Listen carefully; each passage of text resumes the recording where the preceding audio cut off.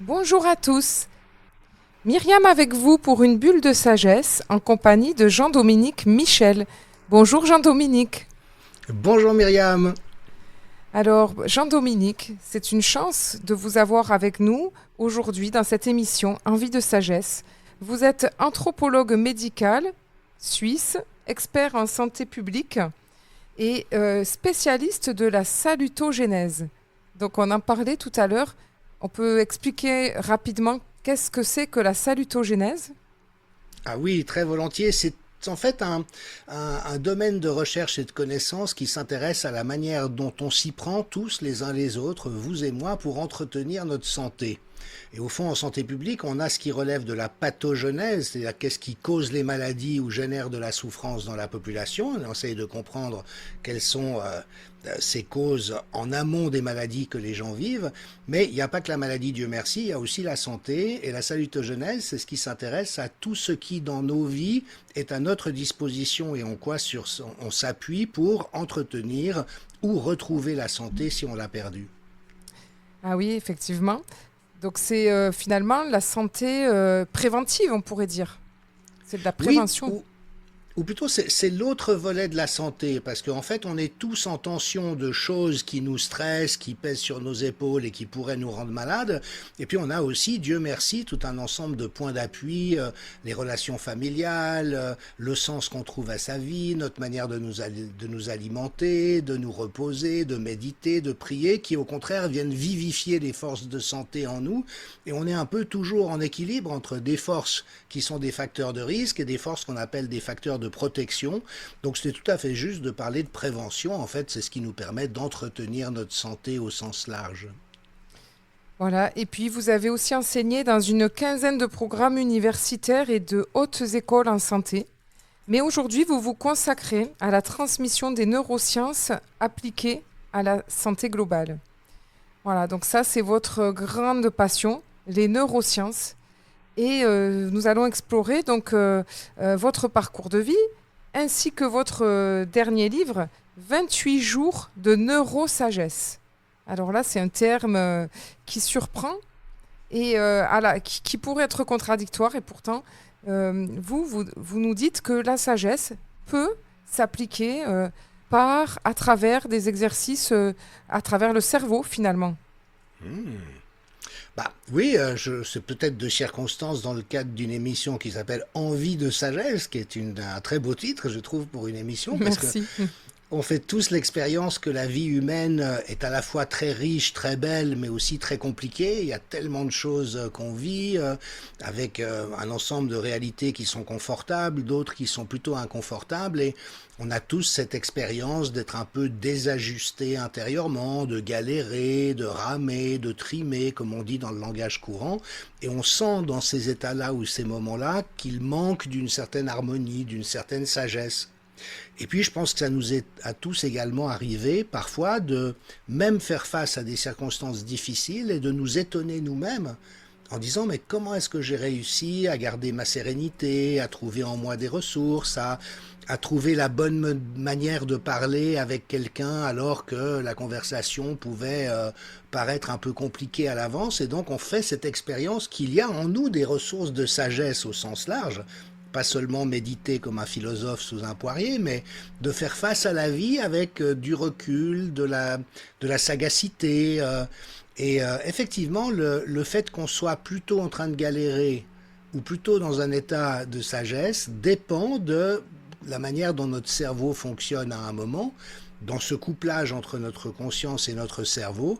Et donc, parmi les neurosciences auxquelles je me suis intéressé, tout un courant cherche à comprendre qu'est-ce qu'il en est de cette sagesse, qu'est-ce qu'il en est des pratiques psychospirituelles qui peuvent aider, comme la méditation, la prière, la contemplation.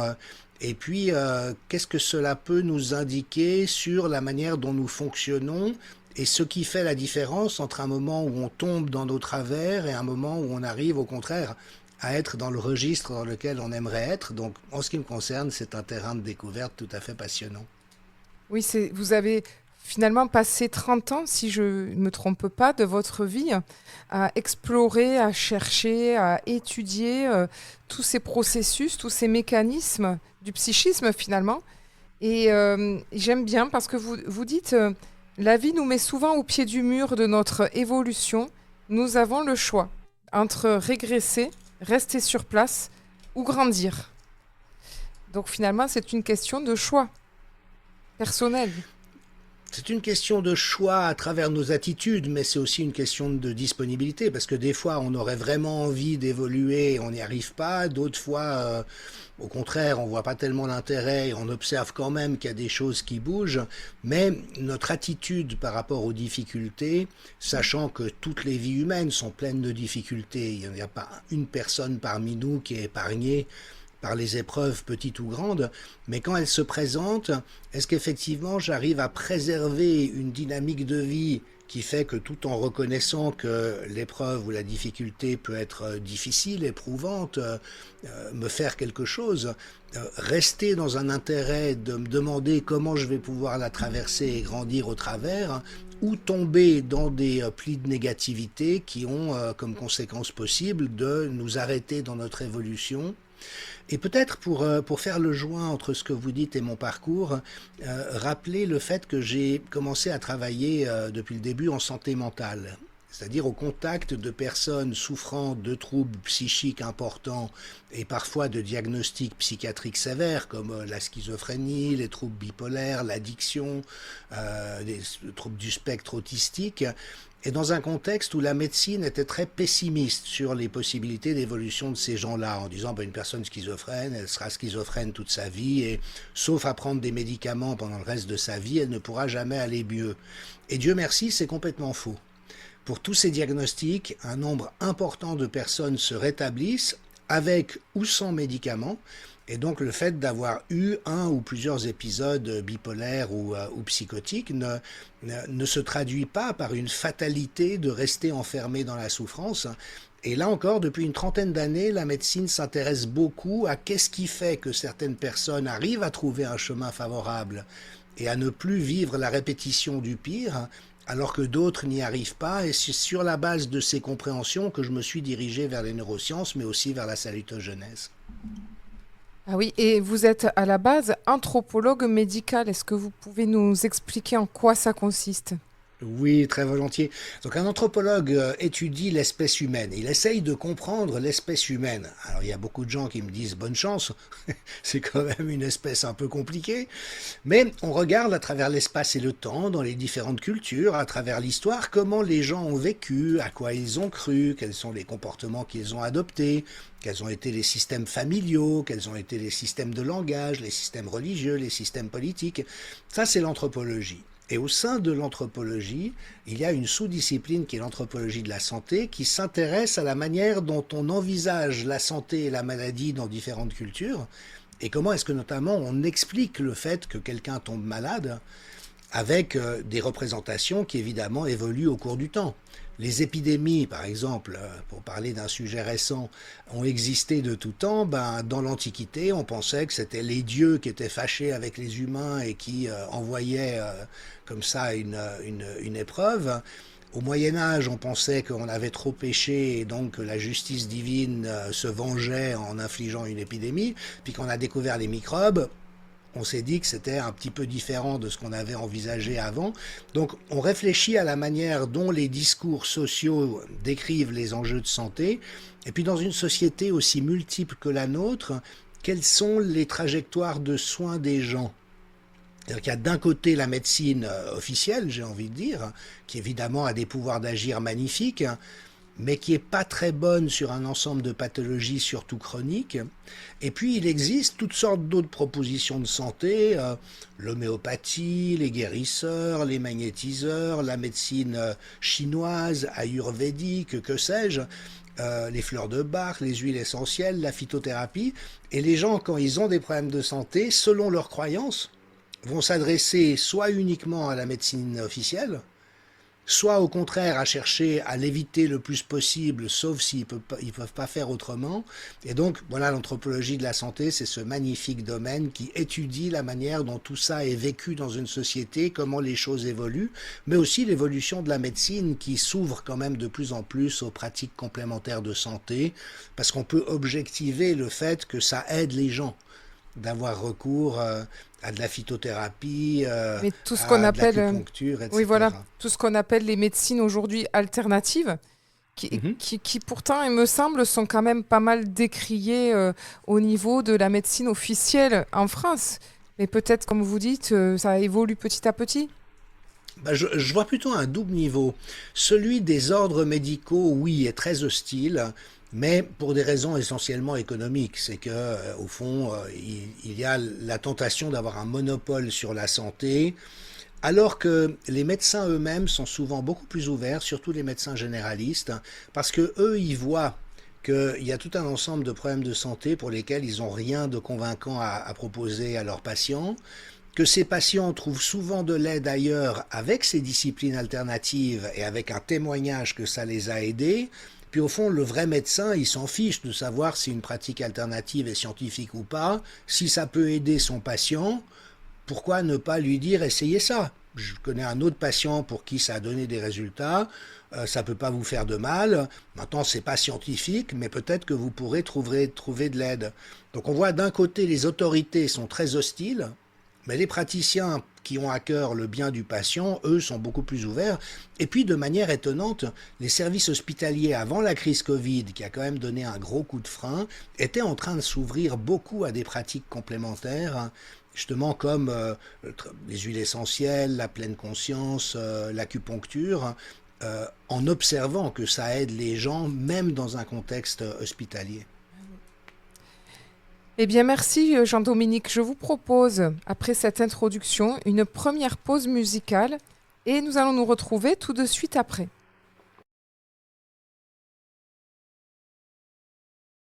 Myriam avec vous pour une bulle de sagesse en compagnie de Jean-Dominique Michel, qui est anthropologue de la santé et spécialiste de la salutogénèse.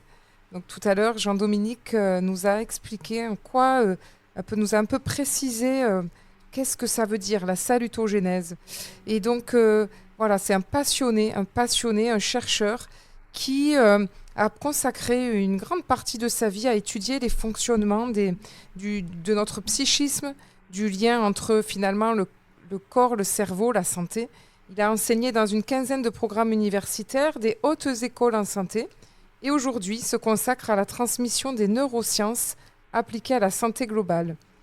Et donc, Jean-Dominique, vous avez également écrit un livre, 28 jours de neurosagesse, qui se présente comme un parcours avec des exercices concrets, pratiques, pour acquérir, on va dire, une certaine sagesse. Mais j'aimerais revenir, Jean-Dominique, à votre parcours. Donc aujourd'hui, vous vous consacrez complètement à cette transmission des neurosciences. Mais comment ça s'est déclenché en vous? Vous nous avez un peu évoqué tout à l'heure le fait que dans votre métier, vous étiez confronté à tout ce qui est, on va pas dire maladie, à tout ce qui était pathologie dans la santé mentale. Ça vous a alerté. Mais vous, est-ce que dans votre vie personnelle, vous avez également eu, à un moment donné, un déclic pour vous mettre en route vers une recherche, on va dire, un peu plus spirituelle, un peu plus intérieure? Ah oui, oui, absolument. Et je vous remercie de poser la question parce que c'est important aussi d'ouvrir des fenêtres sur d'où on parle. Et en ce qui me concerne, j'ai eu plusieurs faits marquants très tôt dans ma vie. Le premier, c'est que j'ai eu une tante que j'adorais qui souffrait de troubles bipolaires et qui a fini par se suicider quand j'avais 10 ans. Et au fond, ça a laissé une empreinte au cœur de mon enfance de constat qu'il y a des personnes, malheureusement, qui vont pas bien, et le fait d'essayer de comprendre pourquoi elles vont pas bien et qu'est-ce qui pourrait éventuellement les aider. Et puis j'ai également eu des expériences spirituelles personnelles pendant l'enfance, extrêmement fortes, dont évidemment il est un peu difficile de parler parce que voilà, il faut déjà des interlocuteurs qui soient ouverts à ces réalités, mais dont j'ai découvert des années plus tard à travers les neurosciences que beaucoup de gens vivent des expériences de cette nature. On considère qu'il y a à peu près 40 à 50% de la population qui a vécu des expériences spirituelles intenses à certains moments, où la manière d'être au monde est transformée dans un registre de communion avec le tout, un sentiment profond d'unité, de paix avec le monde, avec soi-même et les autres. Et j'ai eu plusieurs expériences de cette nature pendant l'enfance et l'adolescence. Et tout ça a fait que lorsque j'ai choisi de me former en anthropologie, j'ai tout de suite été attiré par cette question. Quelles sont ces expériences un peu extraordinaires, mais courantes, et sur lesquelles on peut regarder poser un regard scientifique, et qui peuvent changer les choses pour une personne à un moment donné. C'est là où j'ai découvert que la spiritualité est au cœur des processus de rétablissement.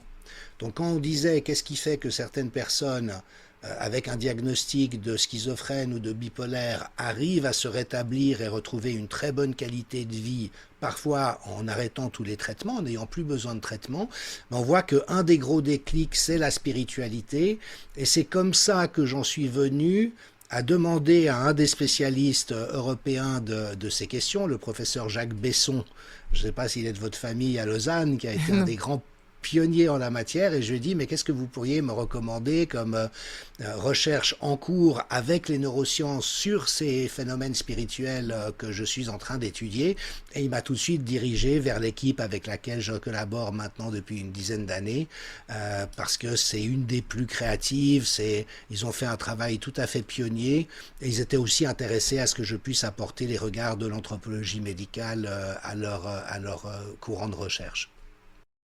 Est-ce qu'il y a également, donc vous avez parlé de cette rencontre avec Jacques Besson, est-ce qu'il y a eu d'autres rencontres marquantes au milieu de toutes ces années de recherche et de quête? Ah oui, absolument. Une autre, c'est Michel Maffezoli, qui est un de mes maîtres à penser, un grand sociologue français qui a occupé une chaire en Sorbonne pendant plus de 30 ans, qui écrit encore des livres absolument passionnants et qui réfléchit à l'anthropologie de l'imaginaire, c'est-à-dire comment cette extraordinaire capacité qu'on a d'être dans, j'ai envie de dire, l'espace du sens, du mythe, du symbole, du rite, peut nous aider individuellement et collectivement. Et puis, j'ai presque envie de dire que, au-delà de ces très grandes figures, les rencontres les plus fortes que j'ai faites, c'est avec des personnes concernées. C'est avec des personnes alcooliques, toxicomanes, schizophrènes, bipolaires, qui avaient trouvé un chemin hors de la répétition de la souffrance, qui souvent étaient un peu méprisés par les sachants et le système de soins. Oui, bon, c'est des malades, ils disent qu'ils vont mieux, mais après tout, ils sont très ignorants. Alors qu'en réalité, ils avaient, par la transformation qu'ils avaient vécue, expérimenté quelque chose de passionnant et de très convaincant. Et moi, mon travail en tant qu'expert, ça a été d'essayer de comprendre si dans ces différentes trajectoires de vie, et chacun a son histoire, donc ça n'est jamais pareil, mais est-ce qu'il y a des traits communs ou des lignes de force qu'on retrouve de manière à peu près systématique, ou en tout cas fréquente dans les trajectoires de rétablissement. Et les plus belles rencontres, c'est vraiment avec des personnes oui, ayant eu des diagnostics de bipolarité, d'addiction, d'alcoolisme ou que sais-je, et vraiment avec qui je me suis entretenu en étant passionné par ce qu'elles avaient été capables de trouver comme chemin d'amélioration dans leur vie. Et donc finalement, elles vous ont enseigné quelque part aussi, chacune à leur manière, on va dire des chemins, quoi, des chemins de survie ou des chemins de résilience. Oui, des chemins de survie, j'ai presque envie de dire de résurrection. Parce que quand une personne est enfermée dans les troubles bipolaires avec des phases maniaques où elle se prend pour le maître du monde et des moments où elle est tellement déprimée qu'elle n'arrive même pas à se lever de son canapé, et un moment où elle va reprendre pied dans la vie avec toute la richesse de ce parcours, mais en étant devenue libre de cette souffrance, il y a effectivement quelque chose qui est beaucoup plus que la survie, vous faites bien de le dire, c'est une espèce de trait d'union vie, c'est une vie qui est redonnée, une vie qui est renouvelée. Et oui, ce sont des grands maîtres, absolument. Et moi, j'ai tellement appris à leur contact, j'ai tellement compris de choses en les interrogeant, en m'intéressant à eux. Et d'ailleurs, il y a tout un courant aujourd'hui en santé qu'on appelle de patients experts, ou de pères praticiens, qui sont des gens qui, ayant connu la difficulté ou la maladie et ayant trouvé un chemin pour en sortir, peuvent aussi accompagner les gens Et oui, qui vivent les mêmes oui, difficultés qu'ils ont eues. Et quand on combine une expertise professionnelle de soignant et une expertise par l'expérience. l'expérience vécue, à ce moment-là, on porte le meilleur aux gens et j'espère vraiment que le système de soins va évoluer dans cette direction. Ah oui, oui. Ah oui, c'est sûr, j'en suis également convaincue. J'ai vu autour de moi certaines personnes, comme vous dites, qui, comment dire, qui traversent des épisodes comme ça, je pense à l'addiction, et qui ensuite accompagnent les autres forts Mmh. de cette expérience. Et donc, vous, à propos de ces personnes-là, j'avais une dernière question, qu'elles soient bipolaires ou par exemple Mmh. alcooliques. Est-ce qu'elles ont dépassé, surmonté leur addiction, c'est-à-dire est-ce que c'est un tout ou rien, ou est-ce qu'elles ont trouvé comment bien vivre avec leur bipolarité ou avec leur addiction, c'est-à-dire que l'addiction n'est plus dévastatrice, mais elle est à sa juste place. Est-ce que c'est ça, ou est-ce que il y a peut-être tous les cas de figure? Oui, oui, oui, il y a de multiples cas de figure, mais de toute manière, les personnes concernées disent la plupart du temps que la vulnérabilité reste, mais qu'elles savent désormais faire attention et entendre leurs besoins, savoir s'arrêter au bon moment, ne pas s'exposer à des situations difficiles où il pourrait y avoir des tentations ou éviter les émotions trop intenses. Donc la personne aménage un peu sa vie en étant conscient du fait qu'elle a une vulnérabilité, mais sans que cette vulnérabilité n'implique le fait de rester pris dans le même genre de difficulté ou de souffrance, ni de devoir forcément y retourner. Et en ce qui concerne les addictions, il y a des personnes qui passent par une abstinence totale parce que c'est ce qu'il y a de plus facile pour eux, un peu comme les ex-fumeurs. Au fond, c'est beaucoup plus facile d'arrêter de fumer que d'essayer de fumer 3 cigarettes par jour quand vous Ah oui, avez déjà été à un paquet et demi. ah oui. Mais il y a des personnes qui peuvent retrouver un certain contrôle de leur consommation. Pourquoi pas? Après, c'est vraiment à un niveau individuel que ça se joue. Ah. Merci Jean-Dominique. Je vous propose une deuxième pause musicale et nous allons nous retrouver tout de suite après pour continuer à explorer votre parcours et puis aussi votre savoir, ce qui vous passionne. À tout de suite. Myriam avec vous pour une bulle de sagesse en compagnie de Jean-Dominique Michel. Jean-Dominique Michel, anthropologue de la santé, spécialiste de la salutogénèse et qui a enseigné dans une quinzaine de programmes universitaires de hautes écoles en santé. Aujourd'hui, il se consacre à la transmission des neurosciences appliquées à la santé globale. Et il vient aujourd'hui nous présenter son dernier livre, 28 jours de neurosagesse, aux éditions Collection Résurgence. Alors Jean-Dominique, ce livre se conçoit comme finalement un guide très très pratique. Et vraiment, 28 jours, c'est vraiment comme ça qu'il se présente. Il y a le jour 1, le jour 2, le jour 3. Et à chaque fois, il y a un thème. Par exemple, là, je vois jour 6, c'est la compassion envers soi-même. Jour 3, revenir à zéro en 90 secondes. Alors je vous laisse la parole. Ah, merci Myriam. Écoutez, oui, c'est parti aussi de ma propre expérience en tant que personne intéressée par les neurosciences. J'ai évidemment lu beaucoup de livres, dont un grand nombre important était tout à fait passionnant, mais avec parfois cette frustration de sortir du livre en me disant, ok, bah, j'ai appris plein de choses sur le cerveau, mais qu'est-ce que j'en fais concrètement?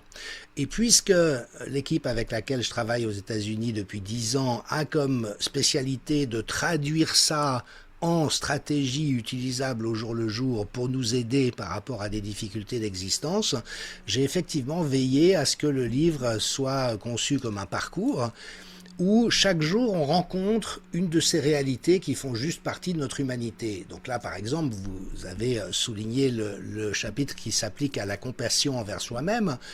Il y a un constat qu'à peu près tous les gens peuvent faire, c'est qu'on tend à être beaucoup plus bienveillant et compréhensif envers les gens qu'on aime qu'on ne l'est envers nous-mêmes. On est en général plus dur avec soi-même, plus critique, on se laisse moins passer les choses. Et au fond, c'est pas logique. Parce que s'il y a bien une personne avec qui nous devons être amis avant même qui que ce soit d'autre, c'est avec nous-mêmes. Donc qu'est-ce qui fait que nous sommes plus porté à l'autocritique, alors qu'avec les autres, on est plus porté à la compréhension ou à la compassion. Donc il y a une réalité voilà, dont je pense qu'on la vit tous à des degrés divers. Et sur la base de cette réalité, je décris des situations dans lesquelles on va avoir tendance à se taper sur soi-même, alors qu'on taperait pas sur quelqu'un qu'on aime. Et puis après, de réfléchir à d'où ça vient avec des compréhensions éclairantes, puis des stratégies qui permettent, lorsqu'on se retrouvera dans une circonstance similaire, d'essayer autre chose, pour voir si à ce moment-là, ayant gagné une compréhension par rapport à un problème en particulier, et me souvenant qu'il y a peut-être une autre voie, appliquer des stratégies et voir ce que ça donne.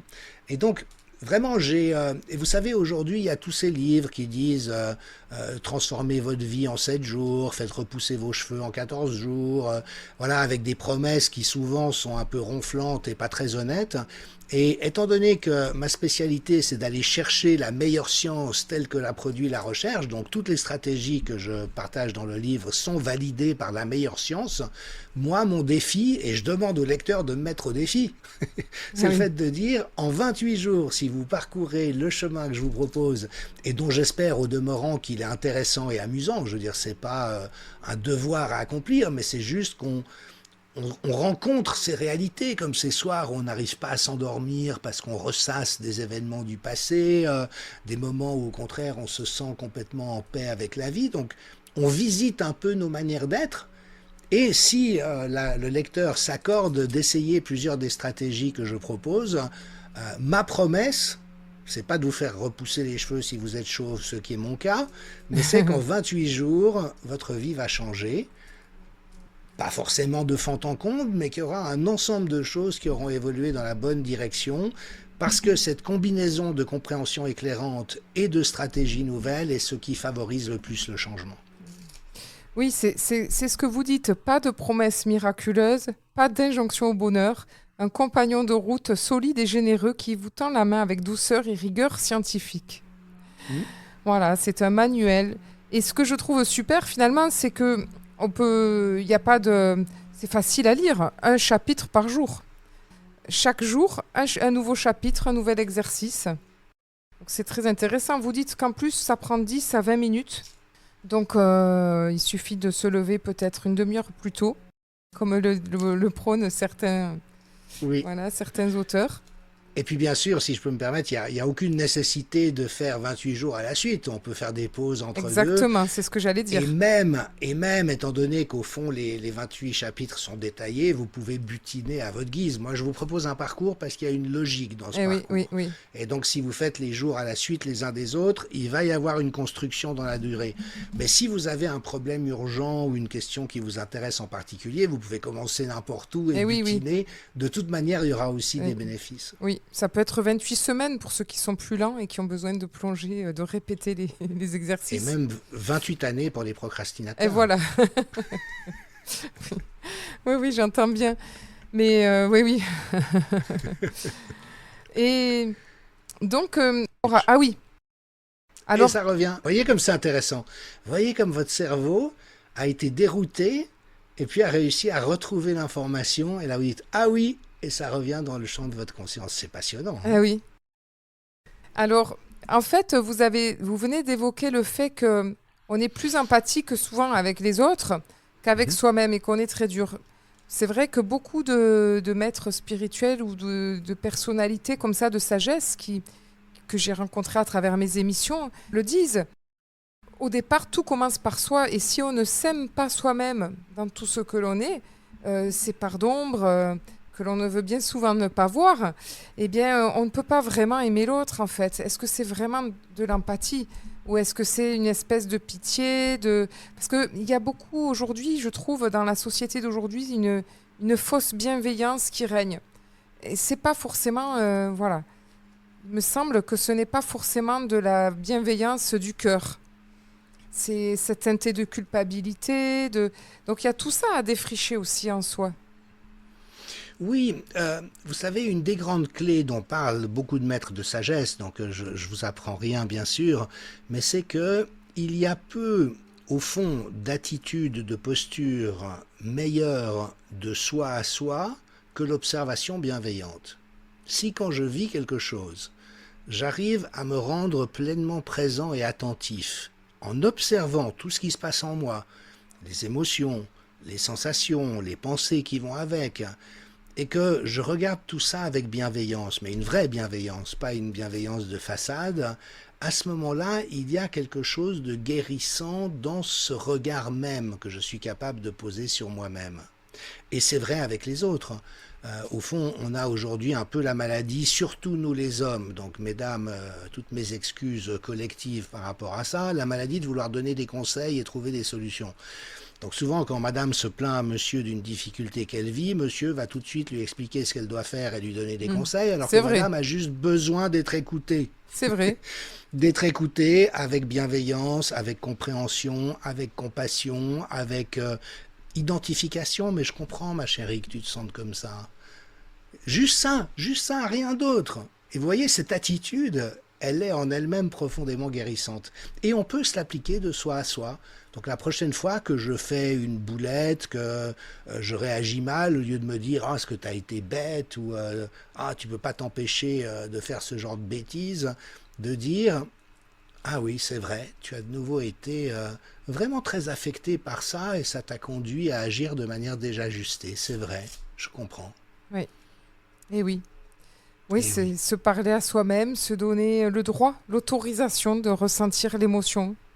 Et ça fait, ouais, c'est exactement. ça change tout. Mm. Ça change tout. Eh bien, merci Jean-Dominique. Nous allons revenir tout de suite après la pause pour un dernier volet consacré à votre livre passionnant, 28 jours de neurosagesse. À tout de suite.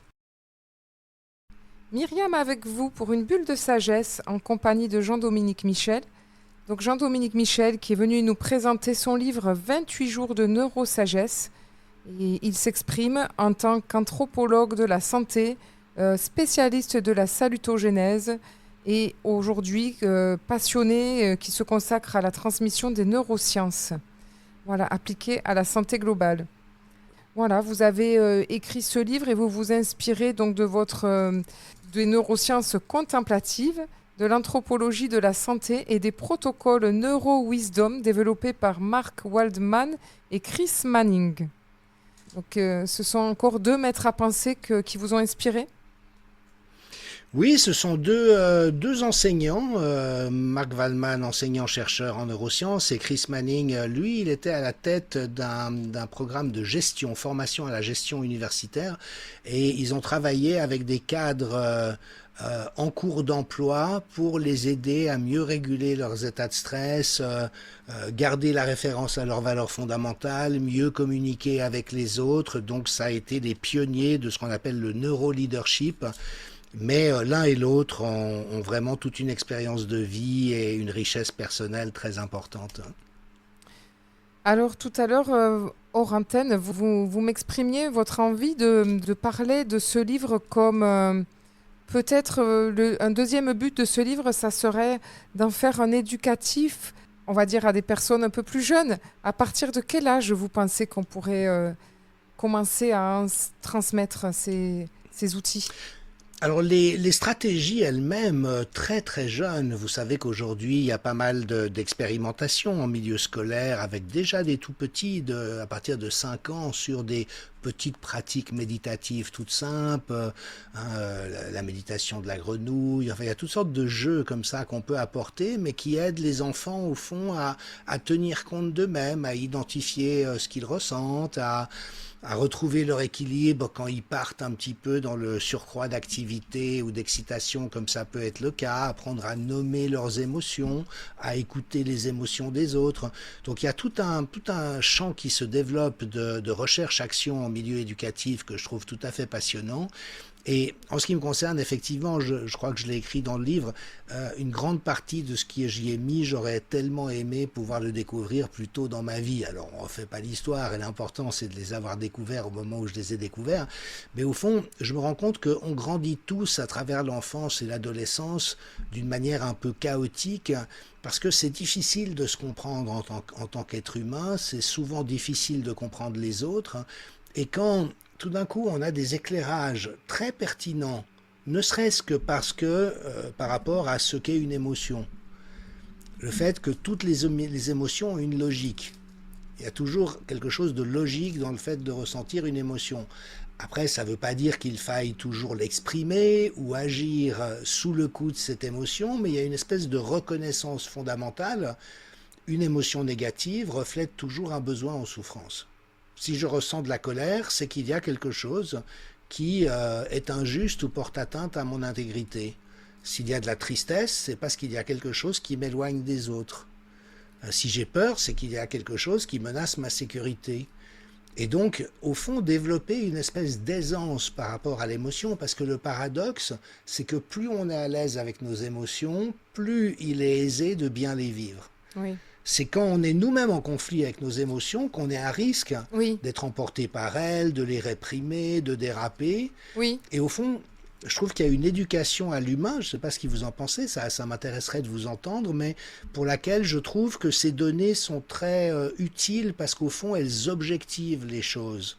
Le fait de suragir ou de surréagir sous le coup de la colère, ça fait partie de notre humanité. Oui, tout Il n'y à a fait. pas à en avoir honte. Oui. En même temps, ça ne veut pas dire qu'il ne faille pas apprendre à maîtriser ses états. C'est deux choses différentes. Tout à fait, oui, je vous rejoins. C'est-à-dire que souvent, par rapport à ces émotions dites négatives, on a tendance à se juger, et comme vous dites, à en avoir honte. Et effectivement, dans un milieu, par exemple, enseignant, forcément, je l'ai beaucoup remarqué sur moi, sur des collègues. Il y avait un tabou, oh là là, je me suis mis en colère. Alors que moi, ça a été personnellement, effectivement, un premier travail sur moi, c'est-à-dire déjà, effectivement, identifier cette colère, d'où elle vient. Et ça permet aussi de se l'autoriser dans une certaine mesure, c'est-à-dire il y a des colères justes, mimées, peut-être un peu théâtralisées, mais où on est maître de soi. Et il y a la colère qui nous dépasse, et c'est celle-là qui est à apprendre à maîtriser, parce qu'on ne peut pas se laisser déborder par une colère. Mais pourtant, comme vous dites, elle exprime une profonde souffrance. Et donc oui, je suis tout à fait d'accord avec vous. Il y a ce théâtre des émotions à identifier.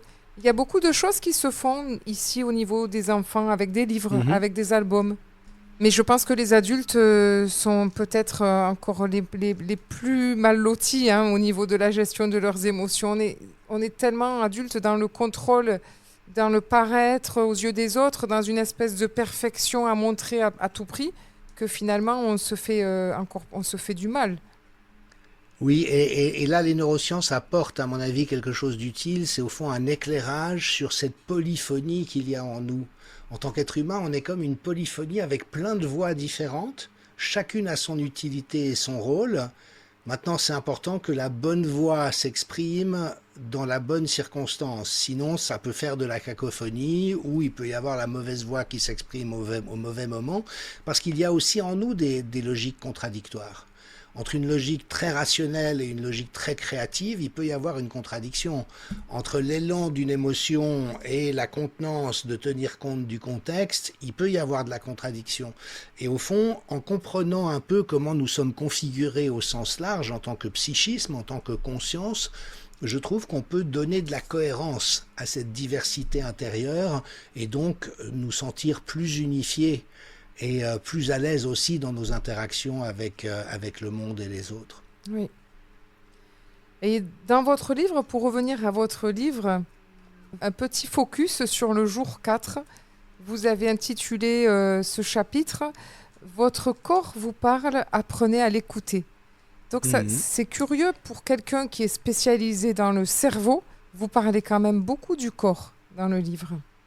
Ah oui, mais c'est très intéressant parce que vous savez quand on dit je sens quelque chose dans mon corps, oui mais c'est le cerveau qui sent.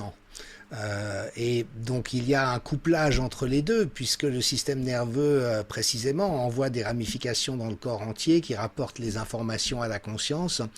Et en l'occurrence, les très belles découvertes en cours actuellement montrent qu'il y a vraiment une forme de sagesse du corps et que le corps ressent les choses souvent bien avant que la conscience soit capable d'identifier quelque chose. Et si on vit coupé de nos sensations corporelles, on tend à rester sourd jusqu'au moment où le problème a pris de l'ampleur, alors que si, et vous savez, dans les pratiques méditatives, notamment de pleine conscience, on a ce scan corporel. Oui. On va juste s'arrêter, essayer de sentir quel est l'état de tension ou détente en passant tout notre corps de la tête aux pieds ou vice-versa. Et plus on apprend à être attentif à son corps, plus on devient avisé dans notre manière de vivre nos vies parce que, de manière très étonnante, l'intuition est avant tout un processus corporel. Ah oui. Quand on a une intuition, avant qu'elle se manifeste par une idée, elle est d'abord une sensation dans le corps, et après c'est comme si elle franchit la barrière de la conscience avec une idée qui vient nous expliquer ce dont on a eu l'intuition. Mais le premier signal est dans le corps, et en fait, plus on développe une sensibilité au vécu du corps, qu'ont naturellement les danseurs, les athlètes, les artisans, tous les gens qui font usage de leur corps d'une manière ou d'une autre, plus on est attentif à ces signaux corporels, plus en fait on est apte à tenir compte de notre intuition dans différentes circonstances. Donc plus on devient intuitif et créatif. Ah oui, c'est vrai. Oui, exactement, exactement. Il y a effectivement, il y a de plus en plus de courants qui explorent le lien entre le corps et l'intuition. Je trouve ça aussi passionnant. Et j'allais rebondir sur le fait que le lien entre le corps et les pensées, effectivement, quand on est dans une certaine pratique, on va dire, méditative corporelle, on remarque que plus on est obsédé par une pensée, plus le corps se raidit et vice-versa. Donc, assouplir son corps permet d'assouplir ses pensées. Et il me semble qu'il y a un aller-retour entre les deux. Sourire à ses pensées permet d'assouplir le corps. Qu'en pensez-vous ? Absolument, tout à fait, tout à fait. Et c'est là où effectivement c'est important aussi d'observer qu'il y a tout un courant dans la société, dans l'éducation aussi, qui invite à prêter plus d'attention à la respiration, au corps, au besoin de s'étirer, au besoin de mouvement, au fait de ne pas être assis toute la journée, de ne pas se couper de ses sensations corporelles. Et c'est extrêmement utile parce que c'est aussi parce qu'on ignore ces signaux et qu'on n'en tient pas compte, qu'on laisse se construire dans la durée des états de stress qui vont au final déboucher sur des problèmes potentiellement graves, des maladies chroniques, des épuisements. Et donc cette sensibilité à ce que nous vivons et à nos propres besoins est une grande clé pour sortir un peu de cette manière un peu machinale et robotique de fonctionner que notre société a malheureusement pris comme modèle depuis un certain temps. Oui. Eh bien, Jean-Dominique, notre émission va bientôt se terminer. Je vais vous proposer le petit mot de la fin. Que souhaiteriez-vous partager en une phrase ou deux à nos auditeurs ? Merci Myriam. Déjà, je vous remercie pour votre accueil. Franchement, j'ai passé un très bon moment et puis j'espère que les auditeurs aussi auront pu mettre en lien ce que nous avons partagé avec les réalités de leur vie. Et je sens qu'on est très nombreux aujourd'hui à aspirer à améliorer notre mode de vie et notre qualité de vie en gardant tout ce qu'il y a de très bon. Il ne s'agit certainement pas de cracher dans la soupe. Notre société nous a apporté beaucoup de facilités et beaucoup de choses qui sont très appréciables par rapport aux générations précédentes. Mais on a besoin de remettre de la légèreté, de la contemplation, de la gratitude, de l'insouciance, du jeu, de l'intuition, du corps. Et on est vraiment très très très très très nombreux à être dans cette aspiration. Et en ce qui me concerne, je me sens très privilégié et heureux de m'inscrire dans ce mouvement-là. Donc j'espère que ces quelques propos vous auront inspiré. Et vraiment, merci beaucoup Myriam de votre accueil. Non, mais un plaisir partagé. Et comme je vous le disais hors antenne, alors je l'officialise, si vous souhaitez revenir nous partager quelques outils, quelques clés régulièrement sur notre antenne, bien, ça sera volontiers. Très volontiers, merci beaucoup. Voilà, notre émission se termine. C'était Envie de sagesse avec Jean-Dominique Michel, anthropologue médical suisse, expert en santé publique, qui est venu nous parler de son dernier livre, 28 jours de neurosagesse. Voilà, un parcours pour transformer un petit peu son intériorité, pour transformer sa manière d'être au monde. Et quant à moi, je vous donne rendez-vous la semaine prochaine pour une autre bulle de sagesse. Belle semaine à tous!